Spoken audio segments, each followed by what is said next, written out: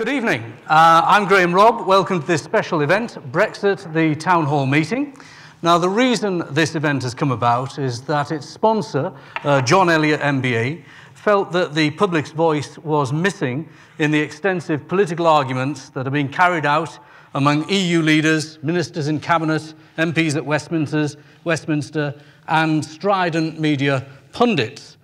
A town hall meeting was needed, and here it is at Bishop Auckland Town Hall in County Durham. The meeting is in two parts. In the first part, 3 advocates for different points of view will make remarks of up to 10 minutes long, and then they will receive comments and questions from a panel made up of 3 people who also hold different points of view.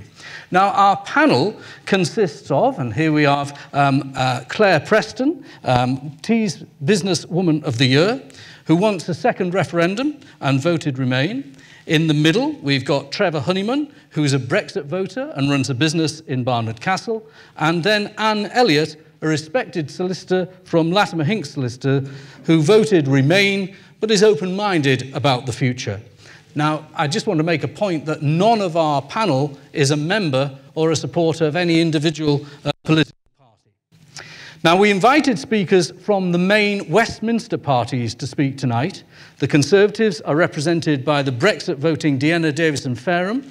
The Liberal Democrats are represented by the Remain supporting Newcastle councillor and former parliamentary candidate Greg Stone. And the Labour MP was not able to accept our invitation or send a representative in her place, though she was invited.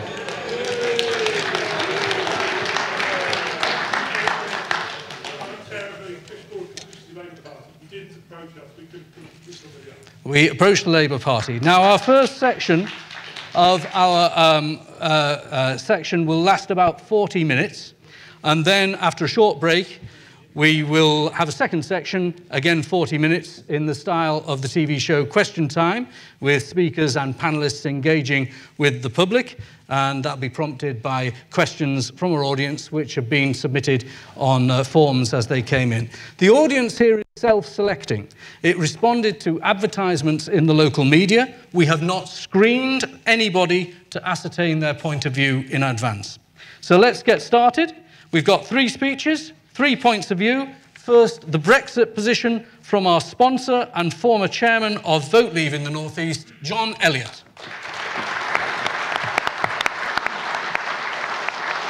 Thank you. Success tonight is an open debate where we respect other people's view. That's more important than me persuading you of my view.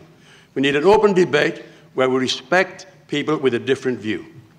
So that's success to me, and let's hope we can get that. And I think we will, actually. I just sense that there's a reasonable view here. Most people here have got views, but let's respect other people and keep an open mind.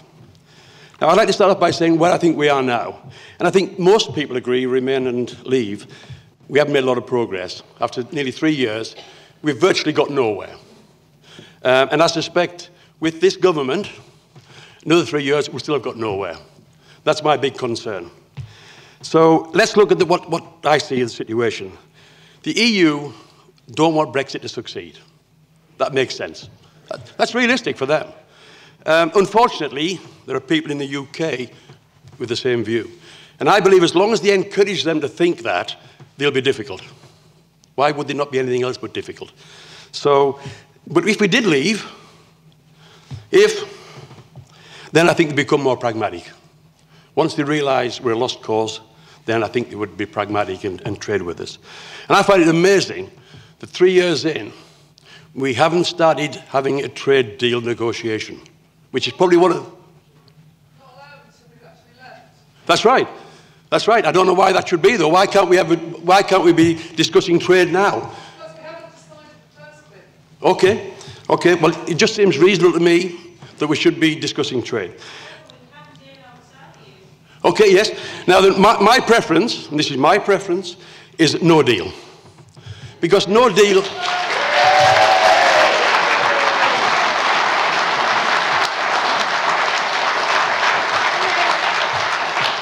No deal means no special deal. Sorry? Right. Okay. Look, let's respect everyone's view, please. Please. So why I think no deal is the right deal is because there's lots of myths about WTO rules, trade agreements, and everything else. Every country has the unilateral right to determine tariffs of goods coming into them. Every country in the world determines the conditions which imports come in. So we can today decide what the tariffs would be. And there's two lots of tariffs, of course. There's the tariffs with the EU and the tariffs with the rest of the world. Now, I find it quite interesting that it's supposed to be easy to trade with the EU, yet we do most of our trade not with the EU. Okay. Well, I believe it's 56%, but it may be wrong. It's trade in the rest of the world and 44% with the EU. So the no deal, I think if we left with no deal, what I would do is this. I would set the target, say in 6 months' time, or 1 month, we'll leave. And on that date, I would set the tariffs with the EU at 0, as they are now, and exactly the same conditions. And the same with the rest of the world. The rest of the world, someone asked me earlier, what is a customs union? A customs union is a group of people who all accept the same tariffs. So in other words, the tariffs we've got to pay with the rest of the world, charge to the rest of the world, are determined by the EU. And I just don't think you can have tariffs to suit 27 countries that are equal for all of them. And that's why I believe if we could set our tariffs, we could set them for our benefit.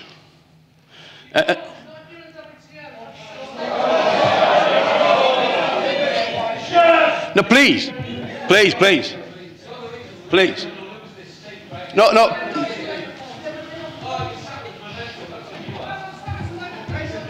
Can we just ask you to take a seat?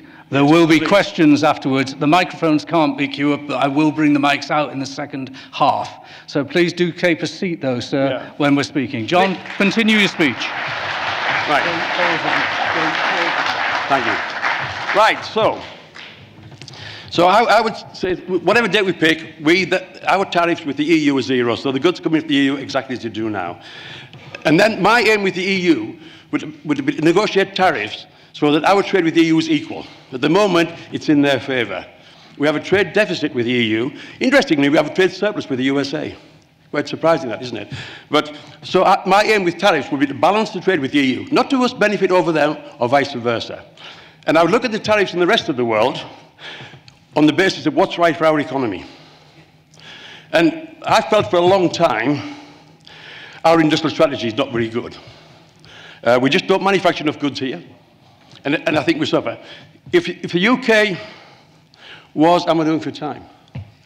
If the UK was as a business, it would be bankrupt. We get by borrowing from I don't know where, that we can never repay, or selling assets. That cannot be the right policy for any country. And the politicians think it's okay. I can't believe it. But now I can believe it when I've seen the performance on Brexit. In fact, when you look at the performance of all parties, but especially the government, they're not going to get anything right, are they? Someone described it to me as a circus, without a ringmaster and a lot of clowns. But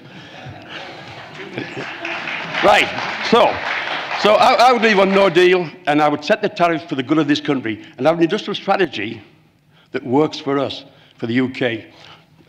Because I believe that if we were a business, we'd be bankrupt.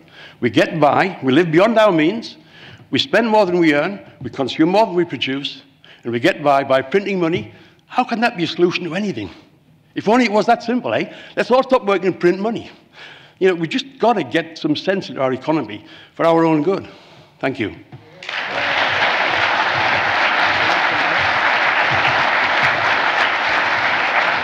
Thanks, John. All right.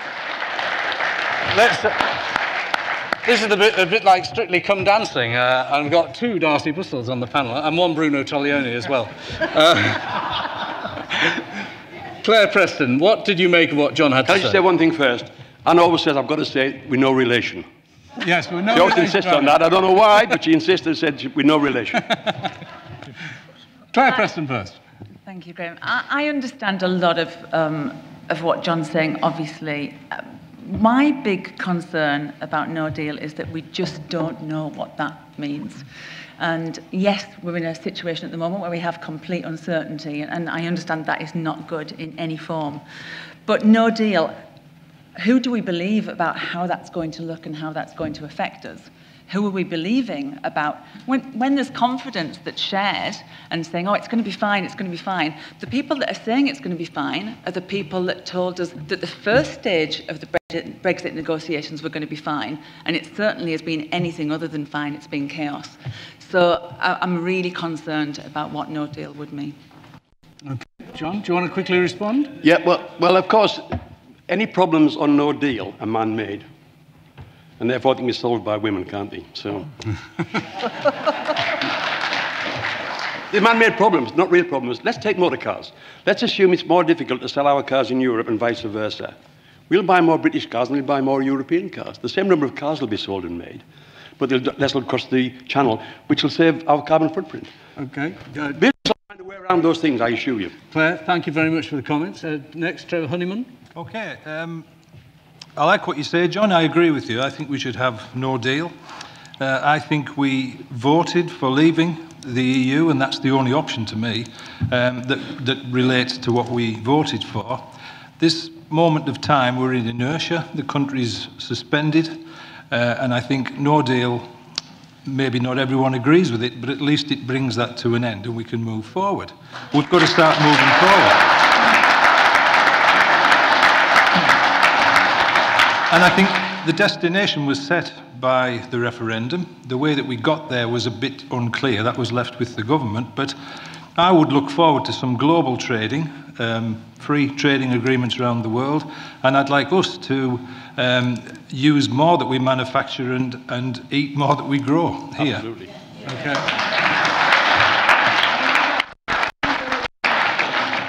Pull them down the stage. That's better. It'll just. Is that okay? Anne Elliott, no relation to John? No relation to John.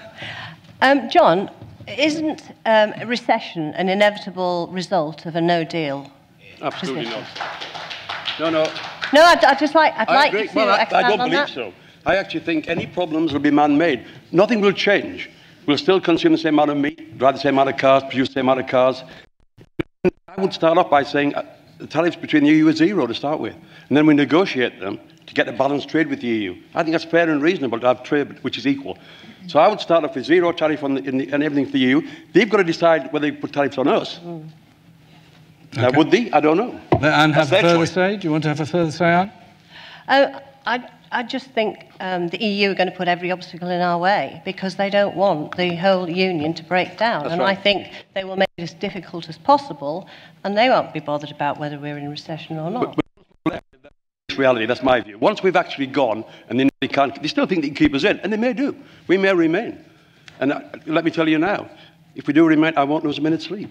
You know, life will go on. We'll have to just get on with it. But do you think Parliament will actually vote for no deal? Because isn't the feeling at the I moment would rather that have a they will? second referendum because I have more faith in the people than Parliament.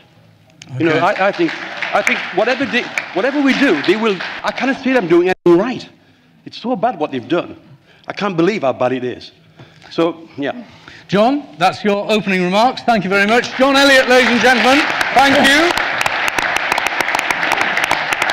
We've got a lively audience here tonight at Bishop Auckland, and I'll just remind everyone, please shout out if you wish, but please, the speakers, let them get on with it, and we will take the microphones out to the audience in the second half of our event. Our next speaker is Deanna Davison-Fareham. Deanna is regarded as a rising star in the Conservative Party. She'll contest Labour's most marginal parliamentary seat in the North East, Bishop Auckland. Deanna voted Brexit in 2016, but she stood for Parliament locally in 2017 on the current Conservative manifesto. Deanna.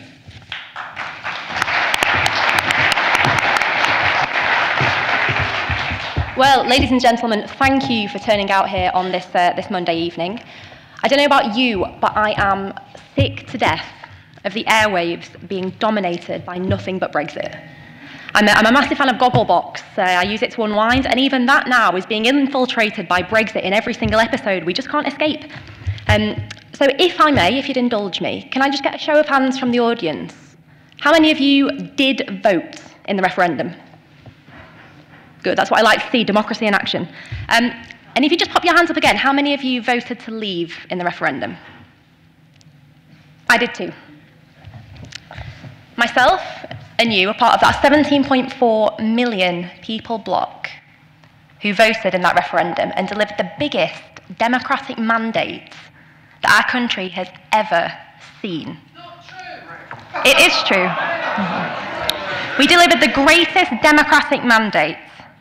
And I don't know about you, but I'm quite frustrated watching Parliament. I'm not going to be distracted by hecklers, so I'd appreciate it if, as Graham said, you could keep it till the end.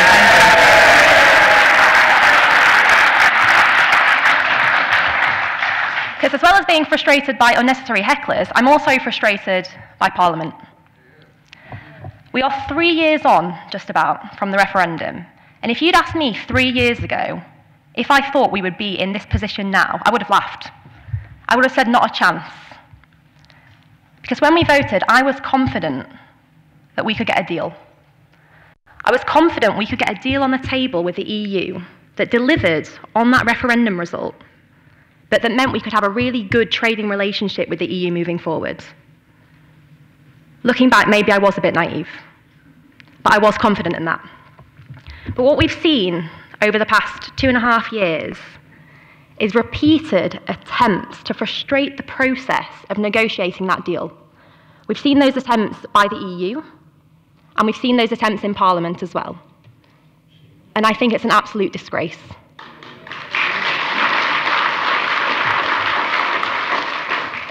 It was Parliament, after all, that voted to trigger the referendum.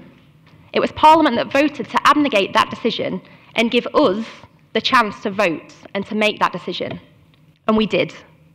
And we spoke in vast numbers. And the majority of people I've met who voted to remain, who voted for the other side, have accepted the results. So it's disappointing to me to see so many efforts in Parliament to try and frustrate the process, to soften Brexit, and to try and overturn that result. So as I said, I wanted a deal. I really did. And I followed very closely the Prime Minister's efforts to get one. But it was clear when that deal came to Parliament that it wasn't acceptable. It was clear that the Northern Ireland backstop point in that withdrawal agreement was unacceptable. It was clear that the fact we didn't have a definite end date when we would leave the EU if we hadn't agreed the deal, that was unacceptable. I'd rather you keep it to the end, but go on.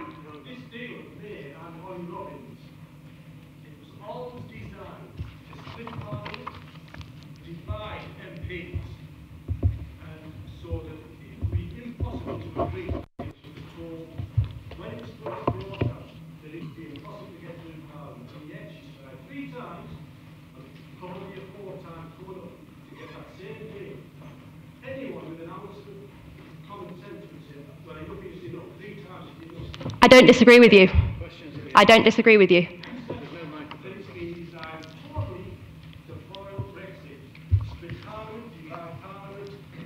Okay, I'm gonna carry on, but ask me again at the end and I will come back to that, okay? So I wanted a deal, and that deal came to Parliament and it wasn't acceptable, and I wouldn't have voted for it. If I was your MP, I would not have voted for that deal.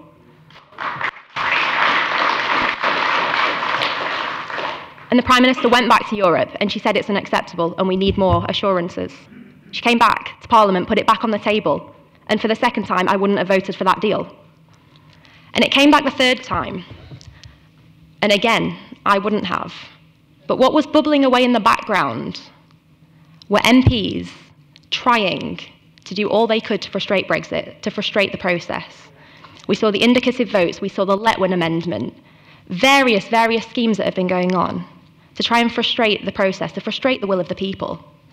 And I think that is so deeply damaging for the democracy on which our country's built.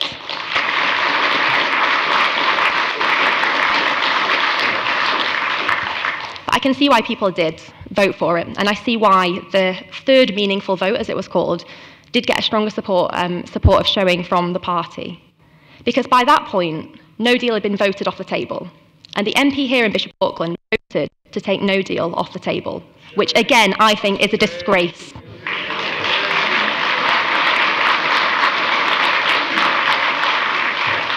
Any competent negotiator... I'd rather you wait to the end. You're saying that the deal was put 4 times. Who was the deal put for? Who put it there? Who did it on the board? Who is the one to blame the Conservative Party for where we are just now? I'll come to that at the end. Can you wait till the end? Because I can't even hear what he's saying anyway. Sure. So by the time the deal came back for a third time, no deal had been voted off the table. Any competent negotiator will tell you in a negotiation, you take that trump card off the table until you've got a deal walked away. But I can see why people did vote for it, because by that point it must have felt in Parliament like a very stark choice. A stark choice between voting for the deal and getting some kind of Brexit that we can build upon later, or ending up not leaving the EU at all. And that, to me, would be far more damaging than any of those things that the fearmongers talk about, because it would completely undermine democracy.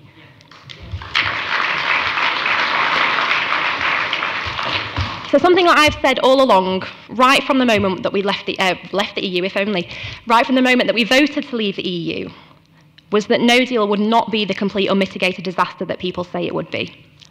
Am I saying it'd be plain sailing? Of course I'm not. I'm not that naive. But what I'm saying is I believe in Britain. I believe in this country. I believe in our strength. I believe in the strength of our people to you. And I know that we're a pragmatic country. We're the country that, as Winston said, we keep buggering on. And that's what we will continue to do if we do leave with no deal.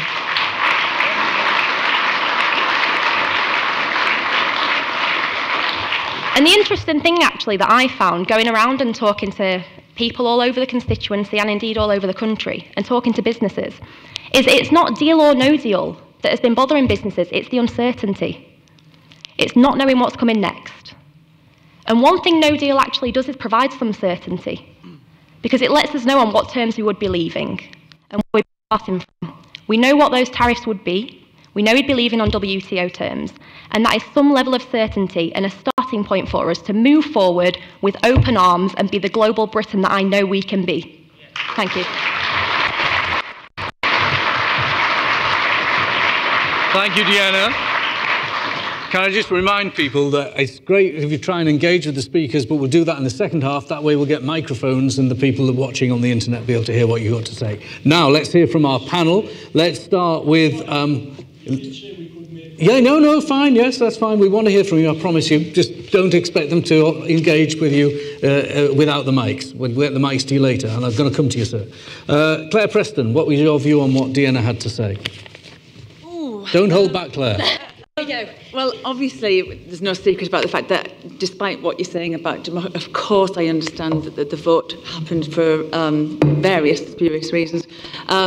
I am a big believer in the need for another referendum, and that is because I believe that the initial referendum was completely flawed, because as has now been proved, leaving the EU can mean absolutely anything. Absolutely anything.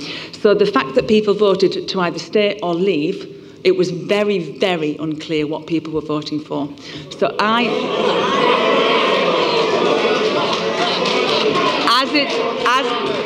it's been proved by the current status and current debate, it is very, very unclear what people voted for. And I would pick Deanna up on the fact that she said she was confident that Brexit would be delivered, because you didn't know, nobody knew what Brexit looked like. Okay. Response? I mean, I respectfully disagree in that voting to leave the EU meant voting to leave the EU. It was as simple as that. But I do respect your point of view, though, Claire. Thank you. Okay. Thank you, Claire. You're holding your line today and doing a good job about your role tonight. Thank you very much. Let's move on to Trevor Honeyman. Well, can I just answer Claire's point myself, really? There was some doubt about what Brexit meant in terms of we, the public, voted to leave, but it was down to the government to make leave happen, and we didn't know what that was going to be. Well, so that's the first point. We couldn't vote for anything else. But what we did vote for, 52% voted not to remain. That was the thing. We don't want to be in. It's as simple as that. So that's my feeling on that. What Deanna said, I broadly agree with. I think she's pretty much representing what I think. I think if you listen to what she said, though, it comes down to a lot of the problem coming down to Mrs May and her party. You know, who have we got in the cabinet? We've got Hammond, we've got Gork, we've got Rudd, we've got Gove. These are all arch Remainers, and why are they there? Why are they still there? The Prime Minister is a Remainer. Barwell is a Remainer. Number 10 is a Remain. CCHQ, even the chairman, Brandon Lewis, remained throughout. And how would you on earth set up a team to take a direction when you make up a team of people who don't want to go there? It doesn't make sense.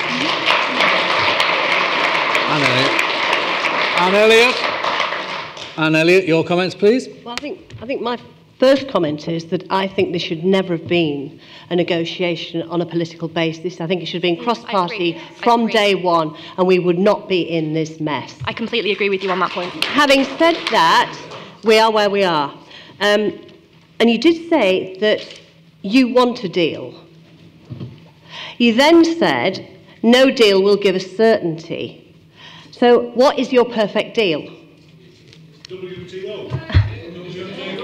My perfect deal would be leaving the single market, leaving the customs union, ensuring we have freedom of movement removed so that we can decide who comes into our country, we can form our own borders and make our own immigration policy, but making sure the integrity of the UK is maintained, that we don't have the Irish backstop problem, and making sure that we do have a definite leave date so that the EU cannot keep extending and keep us in through the back door. That would be my ideal deal.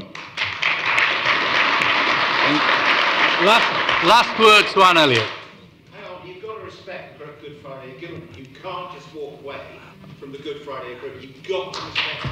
It's there, it's in place, it's enshrined. You can't, and you've got to have a backstop to look at to make sure. Okay, last word on this to Anne Elliott, and then we'll go to the next speaker. It's going to have to be compromise, though, isn't it? We're not going to get everything we want. It's impossible. The EU aren't going to... It's going to be open sesame then, because the doors will just... the floodgates will open and everybody will, you know, want their own way. So what is the breaker? What's the deal breaker? What's the absolute max we need? Well, the minimum to go out. Well, I think it was telling that there was a sort of vote in Parliament, the Brady Amendment, which said if we removed the backstop and if we had a definite end date, then Parliament would have voted for that deal and we would have left the EU by now. So I think that's pretty clear. If that had happened, if the EU had said, yes, OK, we'll adhere to you on those terms, we would have already left by now. So I think it's the EUs that are at fault in this situation. Deanna, thank you very much. Deanna Davis-Fairham, ladies and gentlemen.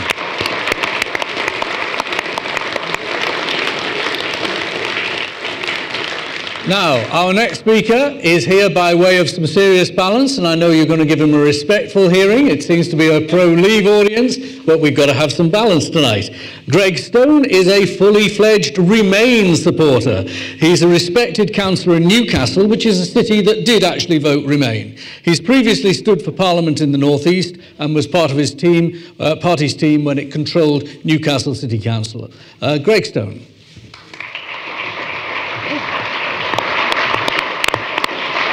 Well, thank you very much. Good evening to you all. It's a pleasure to be in Bishop Auckland tonight. As Graham just said, I've come down from Newcastle, and I'm also the chair of the North East Lib Dems, but I'm also on the committee of the Any4EU organisation, which is a grassroots Remain campaign. So I'm speaking particularly with that hat on tonight. I have fond memories of campaigning up the road along with Graham in Sedgefield about 10 years ago now, I think it was, but neither of us turned out to be the heir to Blair, but the voters decided they preferred Phil Wilson. And I've had dealings with him via Any4EU in more recent times, and I've been impressed by his resolve to speak up in support of the manufacturing interests of his constituency in respect of Brexit, even though those views may not be supported by all of his constituents. I think he deserves respect in doing that, and I think it takes a brave politician to tell the public uncomfortable truths. Ladies and gentlemen, that must be why Liberal Democrat Remainer has been invited to agree to come and speak to you tonight. In the mid-90s, my first job was working for a small firm which advised clients, including councils, charities, universities and colleges, how to access European funding for a vast range of valuable projects for parts of the country which have been suffering industrial decline, inner cities, poorer rural communities. I secured funding for postgraduate training for specialists to retraining young offenders delivered by the YMCA in the North East. I remember driving my boss back from a meeting in Lincolnshire where we were looking for advising on funding to get rural village halls online, and asked him whether he thought Britain would ever leave the EU. He said, no government would support Britain leaving the EU. Millions of people would lose our jobs, ourselves included. Later, I was the EU funding manager for the University of Teesside, and I saw how EU funding poured in to one of the Tees Valley, which is and was and is one of the poorest regions of the UK. Well, let me go on what I'm saying. I'll come back to that in the end. We got millions of pounds into support of what was become a successful cluster of digital businesses, a major centre of excellence in animation and computer gaming, and creating businesses which are now creating wealth and jobs in Middlesbrough. And I also sat on the board of the Resider programme, which you may not have heard of, but which targeted millions of pounds of funding to help support retraining and regeneration of steel communities in places like Redcar, South Bank, Stockton and Hartlepool. Now, I can understand that one of the reasons for the Leave vote was because industrial communities in the north felt with good reason they were struggling while other parts of the country thrived. They rightly felt there was a serious divide in the UK, which was getting worse, and they felt left behind and ignored. And in my view, a bit of irony that one of the main sources of funding for new jobs, new businesses and new facilities in areas like County Durham is going to be lost because of Brexit. I think the cost of Brexit to the North East is going to be vast. I think the impacts of Brexit are going to be hugely damaging to every part of our country. 3 years from the referendum, I thought at the time that people who voted to leave had done so with the hope of a better future, some out of anger at an unfair and unequal economy. But ultimately, there is a dark secret at the heart of Brexit. Very few of the people who sold you that better future ever really believed it. Politicians like Boris and Gove didn't believe it. They just saw it as an easy way to advance their ambitions to become the next Prime Minister. Politicians like Nigel Farage have long seen this as a route to a very comfortable career, particularly if they can make a few £1 million spread betting on the side. And worse than that, in my opinion, they've opened the door to the far-right politics in this country, which is not the kind of country I want to live in. They never intended to win. They just intended to use it to advance their own personal careers and their own agendas. You all saw it in their faces the day after the results. They knew the gravity of what they've done. They knew that Brexit was going to cause enormous economic damage to the UK, and the dream they sold of a better future was frankly impossible to achieve. Wanting a better life for your children, a better society and a better economy is absolutely reasonable and understandable thing to wish to have.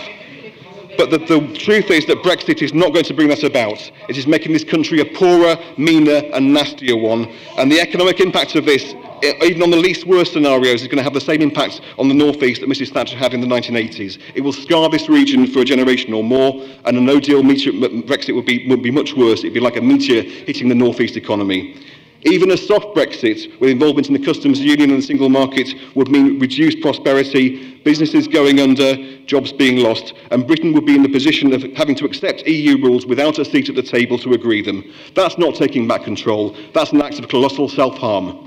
£4.2 billion has been spent on no-deal preparations alone, and since the latest postponement, the government has stood down its no-deal preparations team, hopefully because they think no-deal is now highly unlikely. It's hard to really grasp a sum of that size, but £4.2 billion could have funded 91,000 nurses, 78,000 doctors, 93,000 teachers, police or social workers. You could have had 22 new hospitals for that. That money has been wasted. Brexit looks like to do a significant growth damage to business growth, and that will reduce the amount of money that government takes in to pay for those public services. If you thought austerity was bad, you ain't seen nothing yet. The truth is, the government has never had a plan for Brexit. It never understood the difficulties it entailed. It never had a realistic plan to deliver it. 3 disastrous years for our country later, there is still no plan for Brexit. And we can see this from the chaos in Parliament. In fact, far from taking back control, Mrs May has lost control. Decisions affecting the future of our country are being taken now in Brussels without Britain being in the room. That's not some kind of evil EU conspiracy. That's something we've decided to do to ourselves. We've squandered our international reputation. We have divorced ourselves from our major trading partners. We have made it harder to trade with other countries, and all Brexit will do is open the UK to trade deals with countries who are looking to do the kind of dodgy deals that Donald Trump will be proud of. I'm going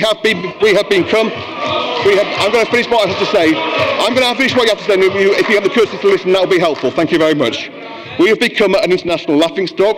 The course the country has set itself on is looked on with the kind of concern that friends have for someone who's behaving erratically and is heading for a nervous breakdown. As time has gone on, more and more people are coming to realise that where Brexit is concerned, the Emperor has no clothes. They're realising that this is much more difficult than they were led to believe. No one is talking about sunlit uplands, and let's make no mistake, there are dark days ahead for our country. This country has been deeply divided since the referendum between those who continue to shout down that leave means leave, and those who a disaster for our country and our region. Now, I'm not certain that a second referendum would end that divide, whatever the outcome, but as more and more people come to realise that Brexit is both undeliverable and hugely damaging to our economy and our society, the demands to pull the emergency ripcord and deploy the parachute will get louder and louder. These demands are not just coming from 6 million metropolitan elite Remain voters, the million or more marching peacefully in protest. This is manufacturers' organisations screaming in desperation. This is the NFU deeply worried about agriculture and rural areas. This is hill farmers in Teesdale and Weardale who are afraid this is their last lambing season. This is the major North East manufacturers like Nissan deciding they're going to move their production elsewhere, and hundreds of North East small and medium-sized businesses and contractors will start thinking about laying people off. Now, we are on the horns of a dreadful dilemma. Either this country presses ahead with a Brexit that makes us worse off, or decides to pull back at the brink at the cost of the destruction of the democratic principle. And there is no guarantee the current political system will survive. Some of you think this may be a good thing, but what comes after may not be a good thing either. So how do we get out of it? I have no doubt that the best option for our future for a country is to revoke Article 50, and here's why I think that. Invoking Article 50 was a massive blunder by the government. They wanted to get on with it rather than because they had a clue what they wanted out of it. Revoking it would give the country the opportunity to pause and reach a more considered approach that the majority of the people in this country could support. And if this government wished, they could take a year, maybe 2 years to bring forward a new improved Brexit plan which overcomes the obstacles that have currently defeated it. And they could try again to support the support of Parliament and the will of the people. I think I'm coming on from my time, so I'll leave it at that point, but I think it would be better for us to revoke Article 50, remain in the EU, reform our political system, reconstruct our economy, and reunite our fractured country, and that will be a better Britain than the battered and divided one we have now. It will be a better use of our national wealth and our national will than throwing billions of pounds more on the Brexit bonfire that is burning down our country. Thank you very much. Greg? Right. I think you need to give him a round of applause for having the guts to say that all to you.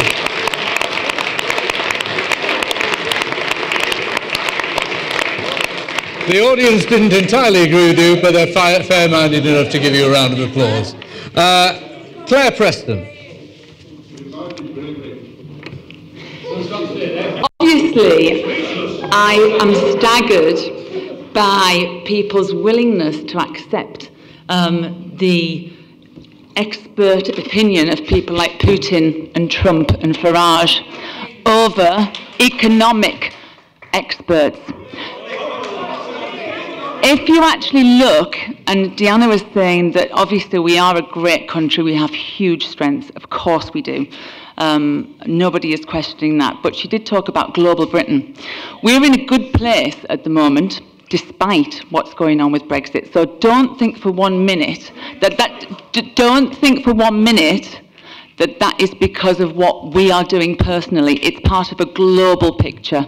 It is the global economy that is giving us strength at the moment, and that is not going to be the case in the future because of global predictions anyway. However, it's like saying, it's the analogy that I can give you. If I say to my daughter, you must eat your greens and drink your milk because you'll be big and strong, this time next year she's still big and strong, that's great, but it doesn't mean that she would have been stronger, that she wouldn't have been stronger with them, does it? So what I'm saying is we're in a good place, but we could be in a better place as part of Europe. All right, Trevor Honeyman, what's your view on what you heard from Greg? Well, the funding question, it seems to pass people by. For every pound we give to the EU, they give us 50p back and tell us how to spend it. Where's the logic in that?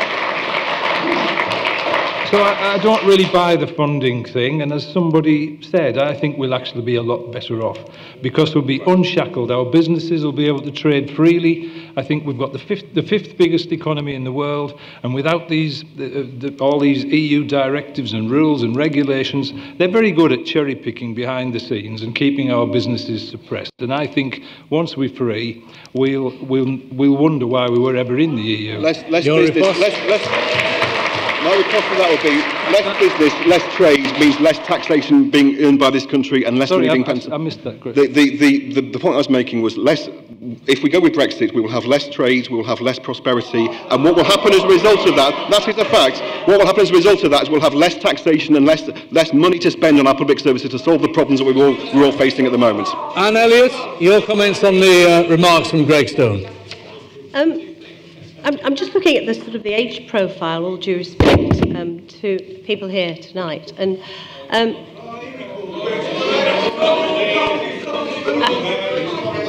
of your age profile as well, is what I was going to say.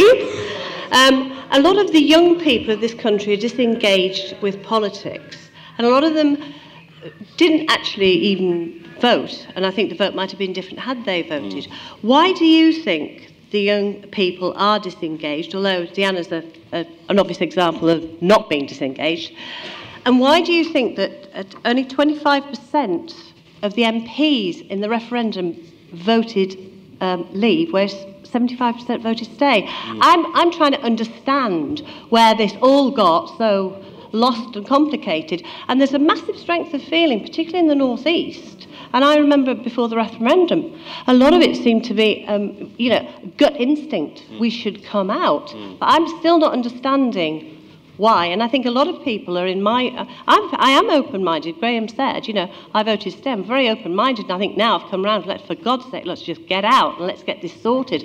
Let's all move on. And let's have some concentration on domestic policy, because that's what's got lost in all of this. That's true. But all I'm saying is, why are we in this mess?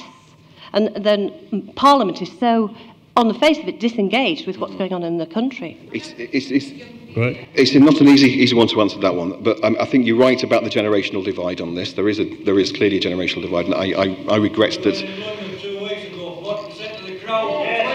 I was in London with 1 million other people the week before that, and I know which march I would rather have been on, frankly. But if I can just finish my point, let me just finish my point on that one. I think that there is a difference between people who are older, who remembered what Britain was like before we were members of the European community, of the European Union, and I think if people want to think they can go back to the 1950s, the world is no longer like that, I'm afraid. We can't just turn that clock back. We are living in a 21st century global economy. China is going to be the major world power, and turning ourselves away from our friends and our trading partners for some kind of illusion that we can do things better on our own is a big mistake, I'm afraid. Thank you very much. Greg Stone, give him a round of applause. We're going to take a 10-minute break now. We're going to rearrange our set and have a proper question time, get the microphones out to you. You've got lots to say. Let's hear it. But let's have 10 minutes now. Short break. Thank you. The second part of our presentation tonight will be on a question time style. We've selected some questions from members of the audience. I'm going to read those questions out, ask our panellists for a quick answer, and then go to that member of the audience to find out their views, and I'll also take selected people when they indicate to me as well. Let's crack on. The first question is from John Brigstock. John says, does the panel think that the May-Corbyn alliance will deliver the wishes of the 17.4 million people who voted leave, or ensure remain in full membership, shackled to the EU, neither in nor out? Will the Corbyn-May alliance work? John Elliott. No.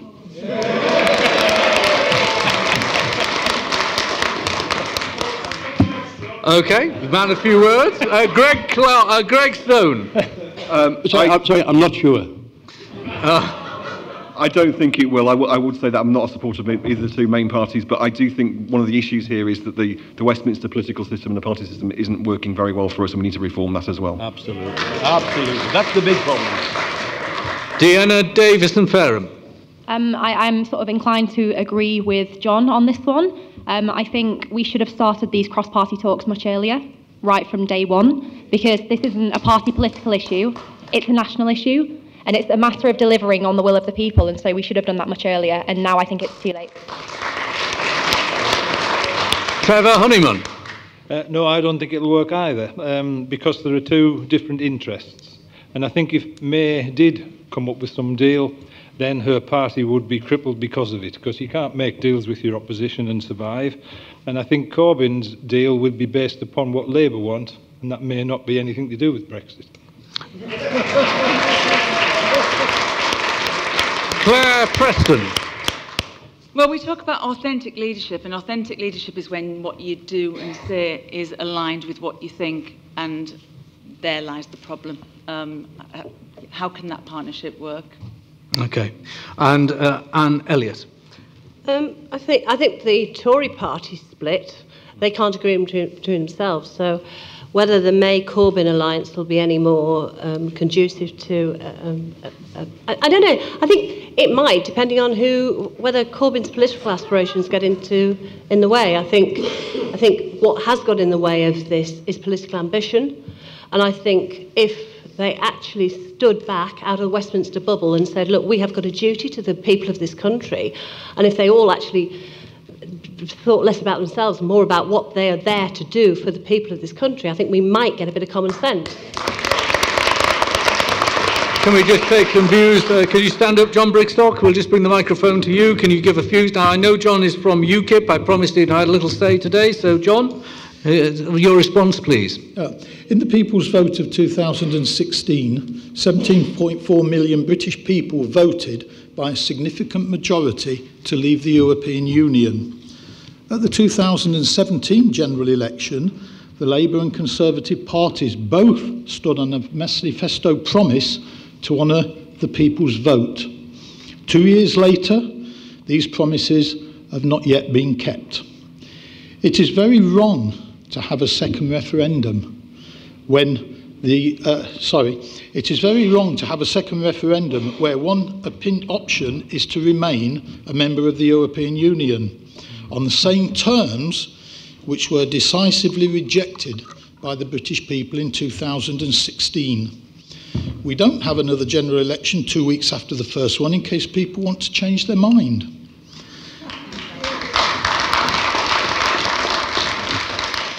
The only reason some want a second referendum is because they don't accept the democratic wish of the British people, and they didn't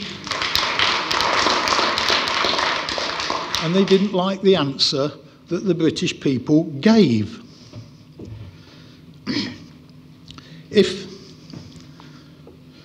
Are you all right, John? Yes, finished. MPs of all parties are acting like overgrown babies, making a laughing stock of themselves and the country.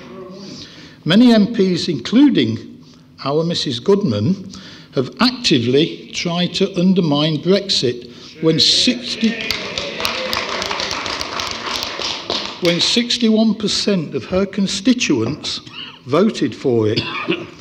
Is it not therefore surprising that Mrs Goodman is unable to attend here this evening?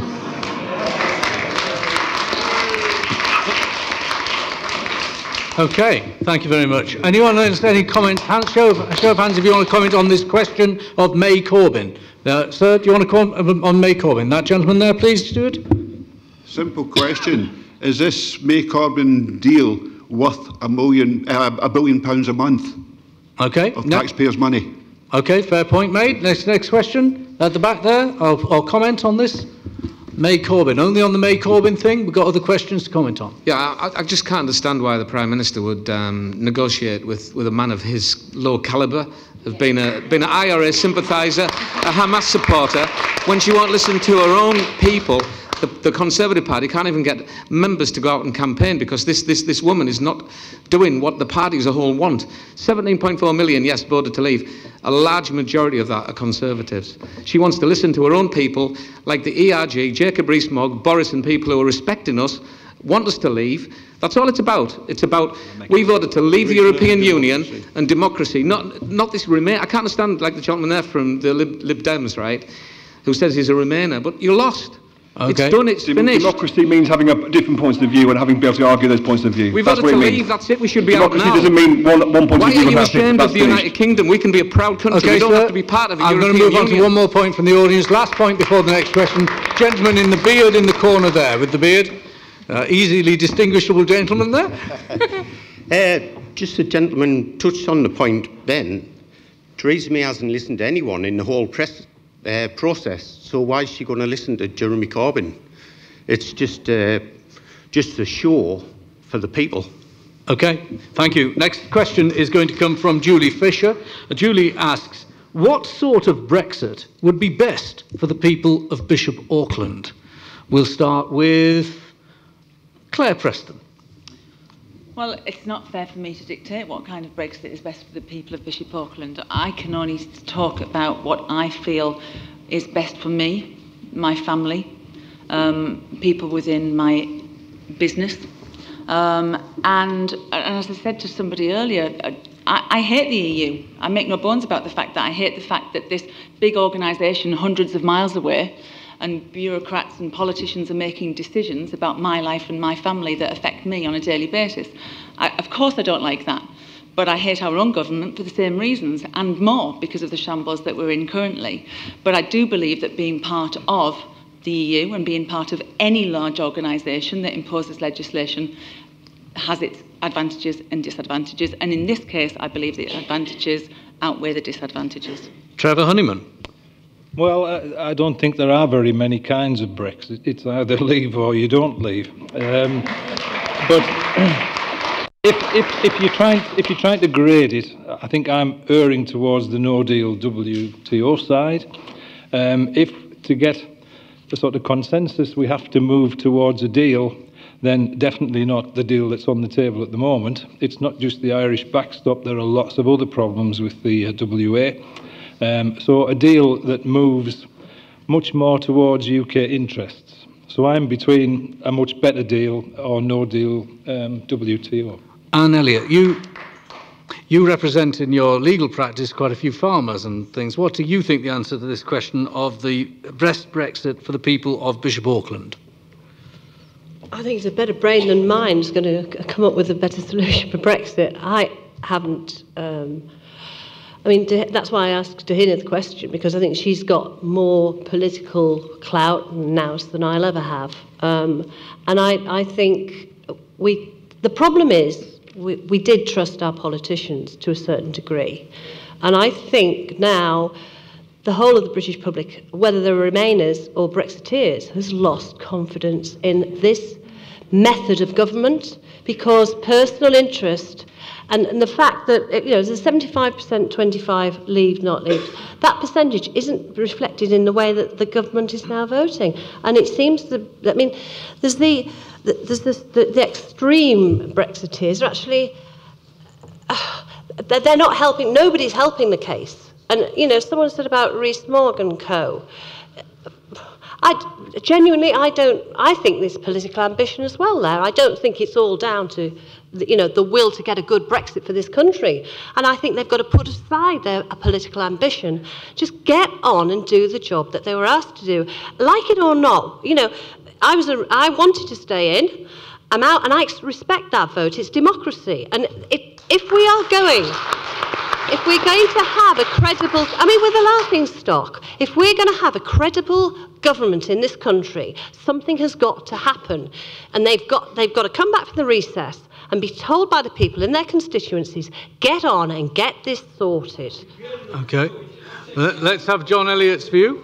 I think there's one consistent message, actually. They cannot see the facts or listen to anyone. The facts are pretty clear in many cases. There's been some great examples shown why no deal will work. But they seem able to totally ignore the facts. That's what amazes me. They just seem to continue. Nothing's changed in 2 years. Except they thought, I think, we would all shut up and just accept it. That's all I can think they thought. But we haven't, have we? And that's what's different to me. I've never known times like this, when the silent majority is speaking. And they're right. The question, Greg Clark, Greg, the question is, what sort of Brexit would be the best for the people of Bishop Auckland? No deal. No deal. You know, when we say we'll lose jobs, we've lost jobs already. Where's Black & Decker gone? Okay, I'm going to put the... Yeah? You had the chance to answer, so I'm going to put it down to Greg Stone now. He's got where's Electrolux gone? Where Jaguar gone now? To Europe. Come on, Greg. To Eastern Europe for low labour costs. Answer the question, what sort of Brexit would be best? I hold no particular brief for Brexit, I have to say that, but I would assume that what people who voted Brexit wanted to happen was to see a better country for them, themselves and their families and their futures, better public services, fairer distribution of wealth in this country, whereas the rich getting everything and the poor not getting very much at all, and having better public services, better jobs and manufacturing, as you've mentioned there, John. How do we achieve that? That's the question we all need to be asking now. And the question you all need to ask yourselves is, how do you see Brexit making that better? Because I don't see how it does. Okay, we'll come to the audience in a minute after we hear from Deanna Davison-Fareham. What sort of Brexit would be best for the people of Bishop Auckland? Well, I already expressed my preference, which was all along to try and get a deal that allows frictionless trade, but means that we are delivering on that mandate that we voted on several years ago. But at the moment, it seems like really the most likely way that we will leave the EU is by leaving with no deal. And I think, as I sort of alluded to in my spiel earlier, I think whatever happens with Brexit, Britain will rally and we will survive and we will thrive. But the bigger problem is going to come down to faith in democracy. And so whatever kind of Brexit we do deliver, we just need to get on and deliver bloody Brexit, don't we? Okay. Let's go to the audience. Stuart, get ready with your microphone. First of all, let's find Julie Fisher. Where's Julie? Julie, let's hear your comments to what you heard. Did they give you an answer? They didn't. They hadn't really changed their minds. One of the things that I've found is that I have had to change my mind. I voted Remain. I still would have preferred us to remain, but I realised that you have to change your mind. You have to listen to other people. And what we need is to have respect for other people's point of view. But if we have a no-deal Brexit, I fear that the people who will pay for it are the poorest people, and they are the ones who will suffer most. Okay. Thank you, Julie. Any more comments on this question? What sort of Brexit would be best for the people of Bishop Auckland? Gentleman there with his hand up. The chap, the Lib Dem or whatever he is, said, we're losing jobs if we leave the EU. Now, Hitachi has lost a major part of their order to a European Union company. Redcar Steel, our government wasn't allowed to put money into Redcar Steel because of European Union regulations. Italy put money into their steelworks, but we can't. I think there's a number of other places. Let's take that point, Greg. This is quite. But if we aside leave, from all the anger, if we leave the European Union, we'll be able to say that, well, we want that work here for Hitachi. The ability of a UK government to frame contracting the way an American government would, or maybe a Far East government can. As you mentioned there. Oh, well, as an Italian government could break the law, but we would not break the law. So what's your view on the inability to say that Transport for London has to have Hitachi trains, the inability to say that the government should be able to support the SSI steelworks at the time it was facing closure, the constraint that that places on the government, the EU rules? What have you got to say to that question? Is that for me or for you? On that, I'm sorry, I wasn't sure if that's for the panel, basically. On that one, I can see that there is a case to be made for Britain having more control over its industrial policy. Yes, I'm absolutely for that. But the question is, are these companies here because they like going for a chicken parmo in Middlesbrough, or are they here because they've got access to the single market? That's the question. Why is Hitachi and why are these companies here? They will be gone, and they are already leaving, and Nissan is already moving its production elsewhere. That will affect both those companies and the SMEs that supply them, and that is the fact of the situation. China's going to be running the world in the 21st century. It's not going to be the northeast of England. I'm sorry about that. Okay, gentleman, Stuart, there next to the man in the scarf. Right. Transport for London had to hand the contract to other EU 27 countries. Yeah. They have to do that is because we're members of the EU. Yeah. After leaving the single market, the customs union, they can actually tender those contracts to British companies or companies that is based in the UK? Okay, I'm going to take more points from the audience there. Any more on this question? What sort of Brexit will be best for the people of Bishop Auckland? The gentleman in the sunglasses around his neck, or the glasses around his neck. Yeah, this chap here is just taking my thunder away, but a recent article which was in the Northern Echo reporting about Khan in London, who was the Mayor of London, giving some of our work away to Siemens, who had promised to build a factory in this country. Okay. And as it worked out, I haven't finished yet, sorry. As it worked out, you know, we have a fantastic company locally who have lost our order through that. And now that was supposed to be because the EU won't allow some of our companies to produce any more than what they were. Now that article is about to raise its head, from what I can understand, and it needs sorting out by Parliament, I think, because there's another example where EU are taking some of our work away, and we've already invested in these companies locally. It's an absolute disgrace if that's allowed to hand. Why should a Mayor of London have the power to be able to do that? He's completely out of order. Okay, next point from the audience, and then the next question. Any more points from the audience on this question? Gentleman at the back, long hair.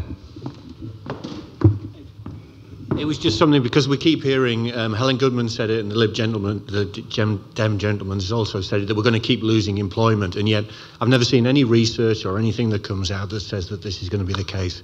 And Glaxo, the biggest employer in this constituency, publicly states on their website that Brexit is going to have no impact whatsoever on their business. So I don't know why they keep coming out and asserting these things when they're just categorically not true. Okay, the next question I'm taking is from Councillor Tanya Tucker. Where are you, Tanya? You're there. I'm reading a question out. We'll come back to you at the end when we heard the comments. Some of the businesses have flourished without EU funding, but a lot have come about due to EU funding. How could we ensure they will survive and maintain their prospects? Deanna Davison-Fareham. I think one of the great benefits of leaving the EU is that we will retain our membership fees. And it means that the UK government can then decide how that money is reallocated. And it means that we can reallocate it to schemes like supporting businesses, supporting startups, regional development, and that sort of thing. And if I am elected, that's something that I'm going to be pushing for. I'm going to make sure that that money we get back from our rebate is going out where we need it. And that means here in the North East and here in Bishop Auckland. Okay. Claire, do you want to have a say on this one?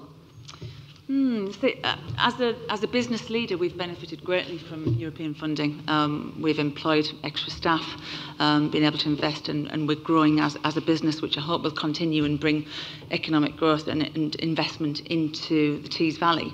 I think one of my big concerns is the fact that I work within the education space, and I work with a literacy programme, and we support, as well as other people, adults and young people who struggle with literacy.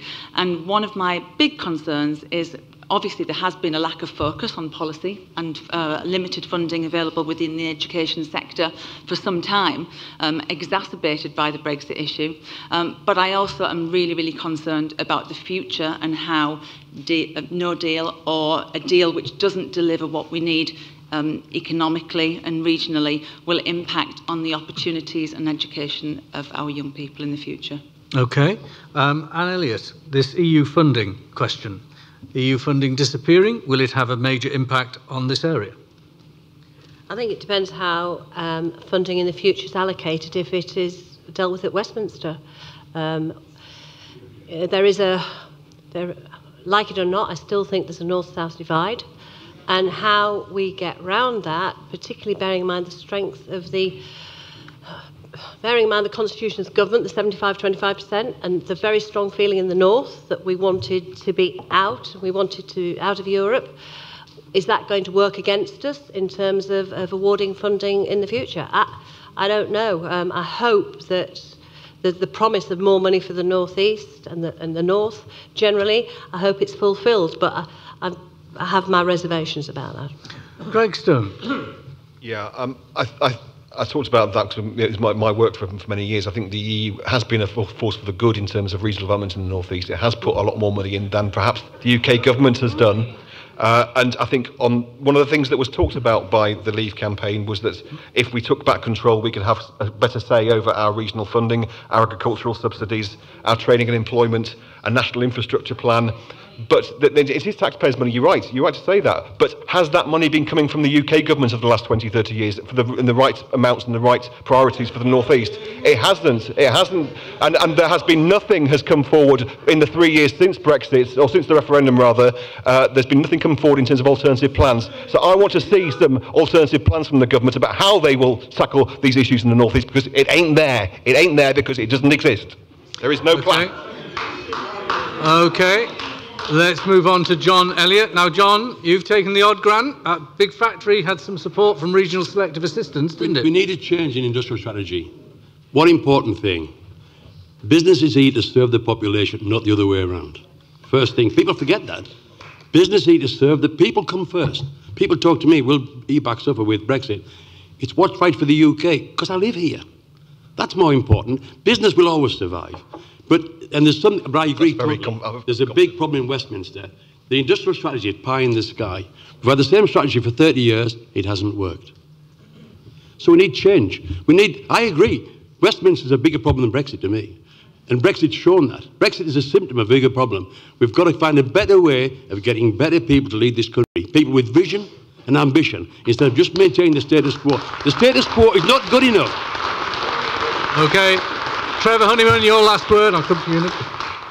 Well, I just come back to the point that I made earlier. The EU doesn't have any money. It's collected from the countries that are members. And for every pound we give them, we get 50p back, and they tell us how to spend it. And that doesn't make sense to me. So if we're not paying that pound to the EU, we keep it within Westminster. There's a big debate as to how they spend it. That's what we don't know.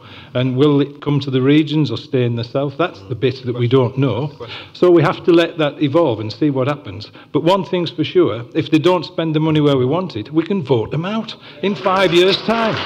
Okay, let's go to the questioner, Tanya Tucker. Tanya, what's your thoughts on the answers? I don't think you really answered the question, quite frankly, because, I mean, I'm going to be honest, I voted Remain because I've got children and grandchildren and I wanted to make sure there was a future for them. But I respect the referendum result.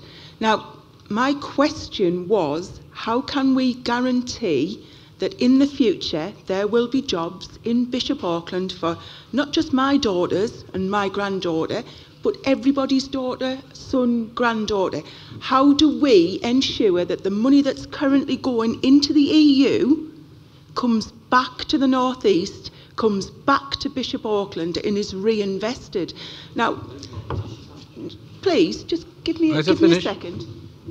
One of the things that I want to sort of say is, I'm an elected member locally. Now, what I do is I listen to what people want. I listen to my residents. I go and speak to them, find out what it is they want me to do, and then I try and do it. I don't always succeed, but I try.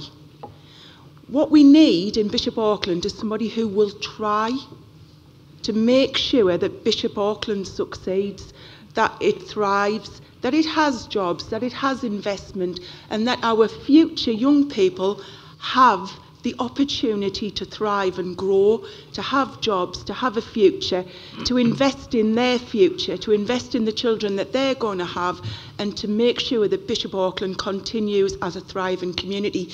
Now, one of the good things that we have in Bishop Auckland is community. We care about each other. We look after each other. If somebody's got a problem, there's always somebody you can go and ask, there's somebody you can go and talk to. There's always somebody that'll find you help. Okay. We need that as a collective, as a community, as a constituency, and we need whoever leads us in Parliament to have that nous, to have the balls to actually go in there and say, I want my money. You're right. Okay, let's take a couple of points from the audience. I think I saw you put your hand up. Gentleman at the front here. Sir, wait for the mic. There you are. There's one of the ways that we can make sure the money comes to Bishop Auckland and North East is first by getting some MPs who will listen to the people that are in this area and fight for the people that's in the area. We only have to look at how much money would come back, as this gentleman says. But let's have a look at what Germany, the senior politicians in Germany, are saying. If we leave the EU, they're going to be, I'll not say it, ends in T themselves. They are convinced that they're not going to go bankrupt, but they're going to have to put that money, or one of the countries that we're not putting in, to save them. And they're saying they're going to lose an awful lot of business to this country. Other countries at the moment are fighting for a no deal to try and see how they can still trade with us. You've got Italy that's going bankrupt, part of the EU. My son lives in the Czech Republic, and they're going to suffer. They at the moment are frightened, because when we go to where he lives, there's tons of railway lines, there's tons of things that's being paid for the EU. They don't put no money into it to take out of it. If the EU doesn't have the money, what's going to happen then? Well, what we're going to find is that they're setting a stance. The thing at the bottom of it says, the EU are frightened that we leave, and show them that we're Great Britain and we can stand on their own, and they're frightened that others will follow us. Thank you, sir. He was trying to get in earlier. I know he was wanting to get in earlier, and I'm glad we got you in the end. Right, next comment from the audience before the next question. Gentleman down here, Stuart. This gentleman here, he was first up. There's a couple of answers, by the way. You said about the EU. We don't want to be controlled by the EU for a kick-off. It's all right being friends with them, but we don't want to be controlled by them, and that's what's happening. And the bill for the EU will just certainly go up. Now, I'm going to take the next question. The next question is from Mrs. Rusk. This is quite a good question, actually. It's a big open question, ladies and gentlemen of the panel. So let's have a good answers. What do the panel consider democracy to be? Where's Mrs. Rusk? That's her there. We'll get her response to answers from the panel, starting with Deanna Davison-Fareham. I think a huge part of democracy is in listening. I think for a country to be democratic, its elected representatives absolutely have to listen to the people that they claim to represent. That's step one. The second step, which we've to some extent proven this evening, is a place in which conflicting views can all be heard. And that's views right across the spectrum. It's why I will happily sit down and debate with kind of any Remainer or any Brextremist, as I've heard them called, because I think all views are valid. And democracy, the beauty of democracy, is that it exposes unfavourable views. And it means that the majority do thrive and the majority do win. So for me, that's what it's about. It's about listening, and it's about making sure that we're delivering to make the country the best we possibly can based on what the people want, not about what the politicians want. Greg, we'll come to you on this. Greg, what do the panel consider democracy to be? Democracy is, as Deanna has said, it's representing a wide variety of interests. It's about respecting different viewpoints. And it's about mapping out the fairest and the most just outcomes for everybody. But in a democracy, the majority, in a democratic system, the majority wins. If the majority wills the moon to be made of green cheese, you can vote for it, but you can't actually deliver it, and that's the problem you've got. Okay. Let's go to Claire Preston. I agree with Dion. I think that was a really, really good definition. I think demi actually means half, like halfway, what you've got in common. So democratic is listening, absolutely, and representing the commonality of a certain situation. So yeah, I think that was a really good definition, but I also agree with Greg that the problem is not around what the definition of democracy is, it's what that looks like and how we deliver it. Okay, I'm not going to go to the other members of the panel for this because I sense the audience wants to comment on this, and let's get some more comments from you. So, what does democracy mean? Would anyone like to give a comment? First, I have to go to the questioner, and that would be Mrs. Rusk. Mrs. Rusk? I know the lady behind her. Mrs. Rusk? And then you. I think that democracy is actually politicians. Sorry. It's all right. Tell you what, the lady in front of you wanted to speak, so if you want to come back in a minute, that's fine. Lady in front of her? Yes. To me, democracy means the will of the people, and that's democracy. Plain and simple. Okay. So what is the will of the people?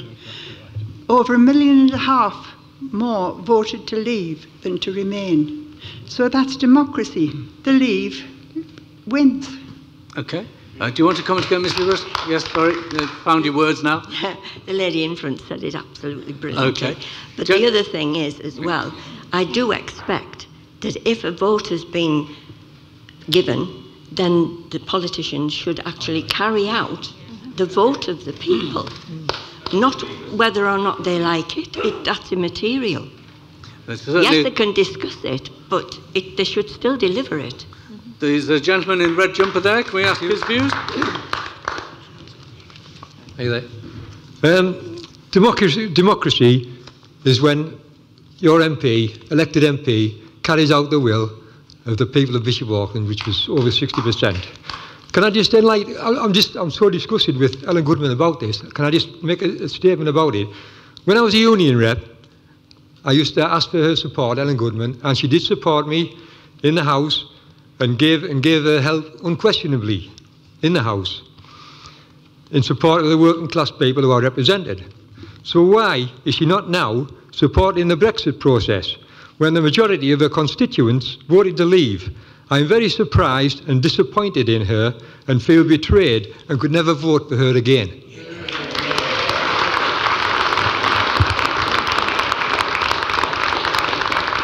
Who would you vote for? Sorry? Who would you vote for? I don't know yet. There's plenty of time to think about it. He's a very powerful man, this man. He can choose at the last minute. Well done, sir. Next, questions from the audience. This gentleman here with his hand up with the beard down. Hi.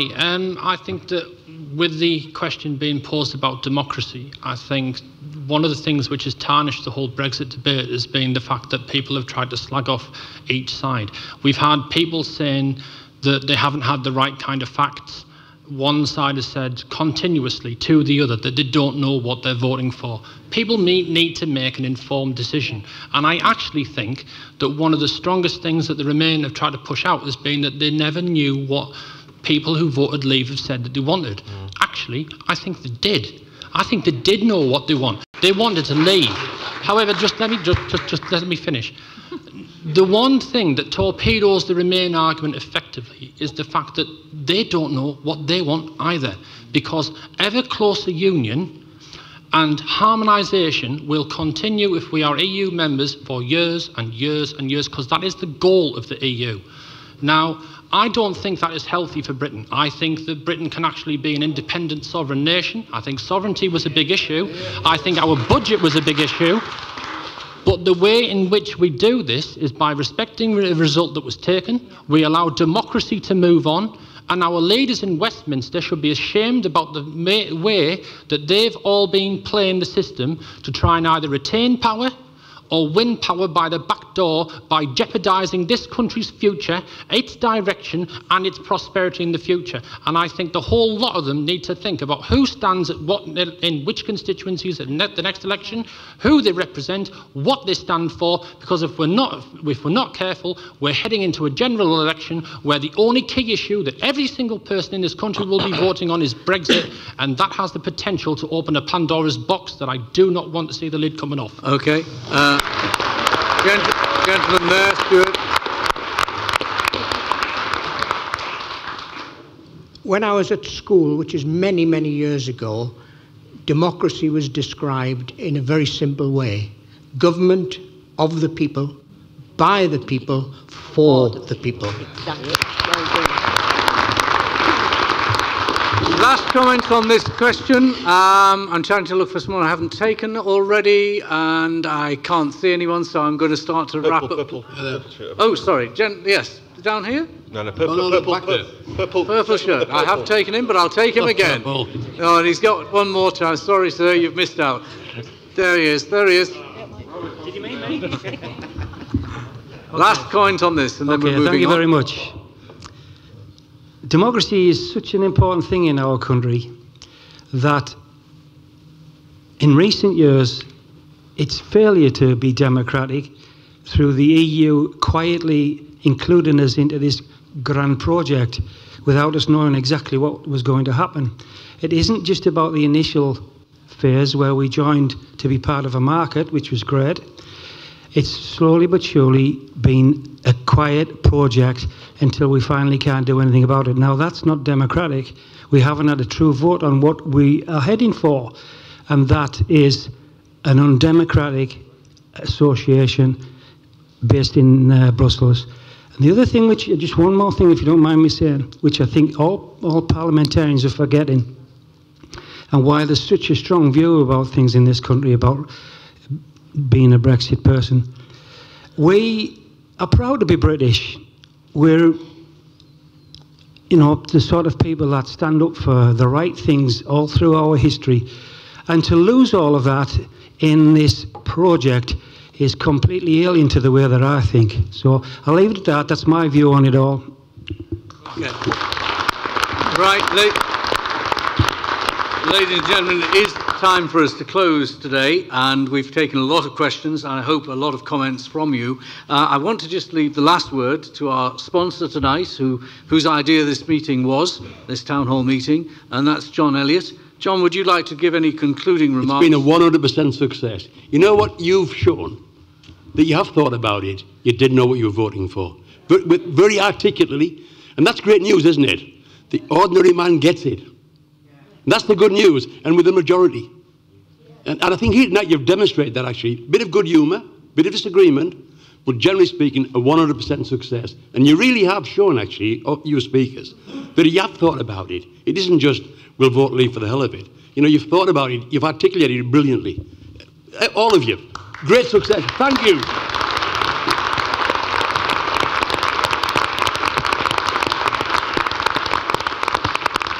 Thank you, John. And if you're watching on the internet, please feel free to share this video.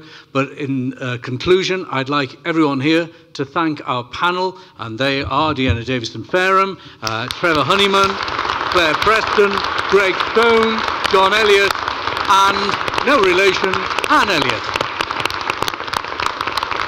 Thank you.